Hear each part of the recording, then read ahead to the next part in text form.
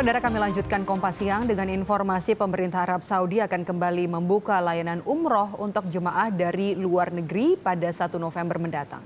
Walau kasus positif corona di tanah air masih belum turun, Kementerian Agama memastikan Indonesia masuk dalam daftar negara yang diizinkan. Tapi ada syarat protokol kesehatan yang ketat bagi para calon jemaah umroh yang tengah disiapkan.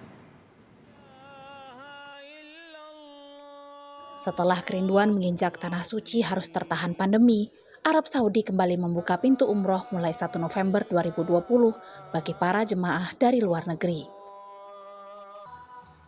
Kementerian Agama memastikan Indonesia masuk dalam daftar negara yang diizinkan mengirimkan jemaah meski dengan syarat penyaringan dan protokol kesehatan yang ketat.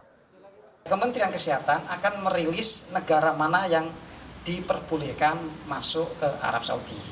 Itu dua hal itu. Nah, saat ini yang diperbolehkan masuk itu selain 3 negara sesuai dengan pengumuman GACA, General Authority Civil Aviation, semacam airnavnya kalau di Indonesia.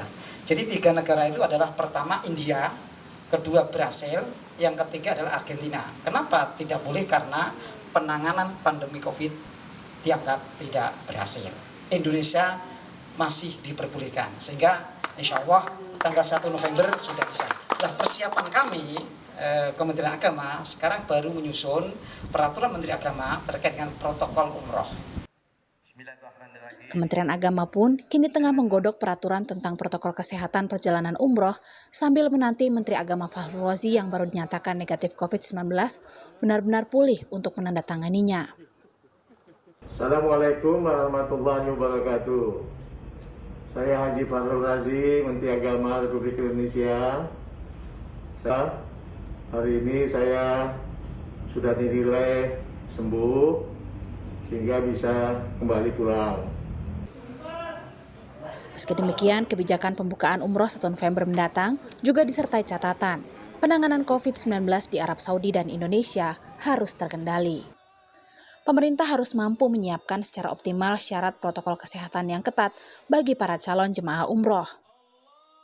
Saya agak meragukan karena kalau kita lihat dari perspektif pemerintah Arab Saudinya, kalau dari kita bisa saja kita persiapkan secara optimal, tetapi ketika kasus nasional di Indonesia belum ada pembuktian sudah mampu mengendalikan transmisi kasus di Indonesia, maka pemerintah Arab Saudi boleh jadi akan mempertimbangkan Indonesia masuk ke dalam list negara yang... Menurut data dari Kementerian Haji dan Umroh Arab Saudi, sebelum pandemi corona, Indonesia menjadi negara kedua terbesar dunia yang mengirimkan jemaah umroh ke Tanah Suci di bawah Pakistan. Tim Liputan, Kompas TV.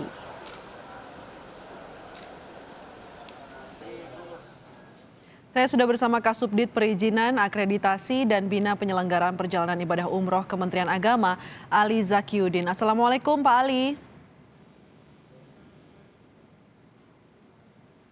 Assalamualaikum Pak Ali. Waalaikumsalam. Pak Ali, informasi terakhir sejauh ini Indonesia tanggal 1 November diizinkan mengirim jemaah umroh oleh Arab Saudi. Saya konfirmasi betul ya?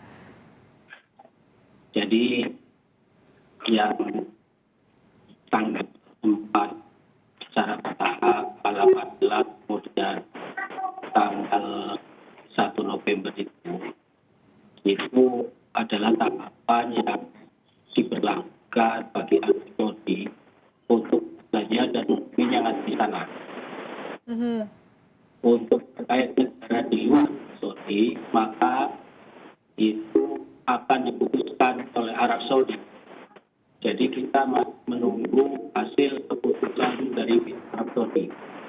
Saya kira seperti itu. Masih menunggu keputusan Arab Saudi, negara mana saja yang diizinkan mengirimkan jemaah umroh ke sana tanggal 1 November. Kapan keputusannya, Pak Ali? Ya, biasanya kalau di Arab akan merilis di saat yang tepat untuk mereka untuk rilis. Tinggal tunggu aja itu Arab Saudi itu.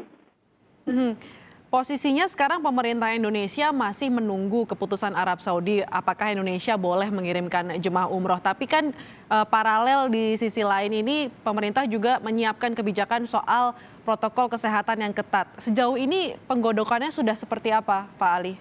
Ya, jadi terkait dengan kesiapan kami Kementerian Agama terkait dengan pencegahan protokol COVID-19 yang akan diaktifkan untuk jamaah umroh nanti ketika kita bisa mulai memberangkatkan, kita sudah bekerjasama dengan Kemenkes dan juga baru saja kami diskusi dengan NPB selaku di sektor COVID-19 membahas terkait dengan bagaimana penanganan COVID.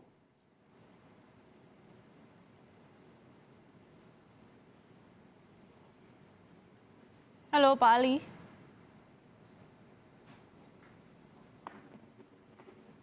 Halo Pak Ali. Ya, Ya, silakan dilanjutkan Pak Ali. ya. Jadi terkait persiapan yang Kementerian Agama lakukan adalah koordinasi lintas sektor. Kebetulan umroh ini kan banyak pihak yang terkait untuk penanganan selama ini. Jadi ada Satgas Umroh juga yang melibatkan 9 kementerian lembaga. Jadi ketika prosesi COVID ini kemudian menjadi topik dalam penutupan sementara umroh, maka tiap leading sektor kita sudah libatkan untuk saling menyiapkan apa-apa yang harus disiapkan ketika umroh nanti dibuka. Artinya kalau kita melihat masih ada koordinasi dengan lintas sektor, salah satunya termasuk Kementerian Kesehatan, dan kalau melihat angka kasus COVID-19 sekarang yang juga masih terus bertambah, posisi pemerintah sekarang belum bulat ya, akan tetap mengirimkan atau belum mengizinkan untuk mengirimkan jemaah jika Indonesia nanti diberi izin oleh Arab Saudi? Jadi kalau kita sebatas nanti ada pengumuman dan masuk rilis, kita semaksimal mungkin menyiapkan jamaahnya biar secara protokol COVID sebelum berangkat dan setelah selesai dari umroh itu bisa ditertangani dengan baik dan tidak menjadikan permasalahan terkait dengan wabah COVID tadi. Jadi protokol kesehatan tetap disiapkan sebaik mungkin begitu Pak Ali. Apakah ada Betul. prioritas jemaah yang akan diberangkatkan nanti jika keputusannya sudah keluar?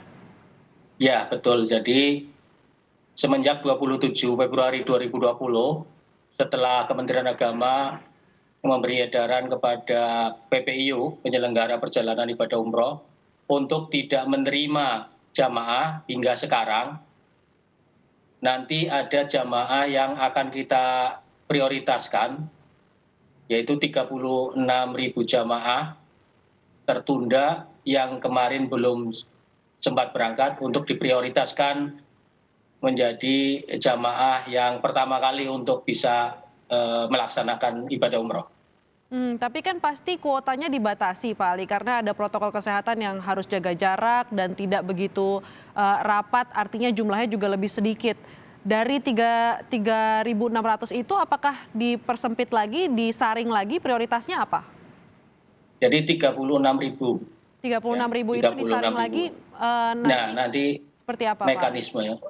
Jadi mekanismenya nanti 36.000 itu nanti kita akan melihat sekarang ini sudah mulai kita mapping sebaran jamaahnya dan Kementerian Agama sudah menurunkan surat edaran ke kanwil-kanwil untuk berkoordinasi dengan PPIU daerah yang memiliki jamaah tertinggal untuk didata, diberikan kepastian apakah mereka mau melanjutkan umroh atau ditunda atau memang mereka sendiri untuk menunda kembali dulu biar ada kepastian, sehingga dari data yang diperoleh nanti yang pasti akan kita kita berikan tahapan-tahapan mana-mana yang harus diberangkatkan lebih awal dan mana selanjutnya dan selanjutnya. Jadi yang pertama sekarang adalah pendataan dari seluruh Indonesia, mana yang ingin melanjutkan ibadah umroh yang dulu sempat tertunda atau tidak. Berikutnya pasti ada tes kesehatan supaya jamaah ini diberikan pencerahan begitu Pak Ali. Apa saja sih tes kesehatan yang harus dijalankan yang berbeda dari sebelum pandemi? Ya, kalau sebelum pandemi kan ada namanya vaksin ya, yang sebelum kita berangkat. Nah sekarang ini yang kita belum tahu karena bagaimana caranya untuk tidak tumpang tindih itu Mbak. Jadi apakah PCR itu seperti yang sekarang itu harus dari rumah atau PCR itu di bandara ketika 3 hari sebelum berangkat, itu masih menunggu kebijakan Arab Saudi bagaimana protokolnya, apakah PCR yang di Arab Saudi itu diberlakukan, harus apa dari negara asal yang harus disiapkan, itu yang akan kita sesuaikan biar kita tidak tumpang tindih. Oke, jadi sekarang fokus Kemenak masih mendata para calon jemaah umroh yang dulu sempat tertunda agar bisa diprioritaskan dan menggodok protokol kesehatan yang ketat. Terima kasih Pak Ali Zakiuddin, Kasubdit Perizinan Akreditasi dan Bina Penyelenggara Perjalanan Umroh Kementerian Agama telah bergabung bersama kami di Kompas Siang.